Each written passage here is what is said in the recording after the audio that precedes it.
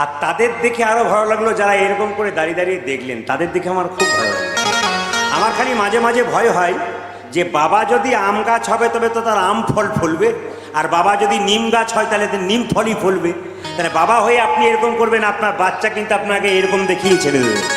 আর আপনি বাবা হয়ে হাত তুলবেন তো আপনার রক্ত আপনার ছেড়ে চলে যে বইবে, সেও হাত তুলবে। ওই জন্য যদি নিম ফল হতে চান নিম গাছ তুলবেন না, আর আম গাছ হবেন। একবার তুলুন, সবাই তুলুন, সবাই তুলুন।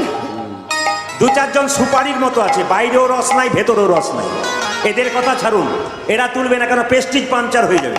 হাত তোলা জীবনে শেখে নাই, তুলবে কি করে? তুলবে কবে বলুন তো? যেদিন দেখবেন মরা নিয়ে যাবে ওদেরকে না, তখন দেখবেন বারবার যখন বলো হরি হরি হরি, দেখবেন তার মানে কি বলি নাই, বলি নাই, বলবো না, বলি নাই, এইটা করতে করতে যাবে। এর জন্য চিন্তা নেই। হাত তুলুন। যা মেডিসিন দিয়েছি তাদের যে তুলছিল না সেও একবার তুলছে। দিন তোর আনন্দে যাবে ভজরে গুরু নাম,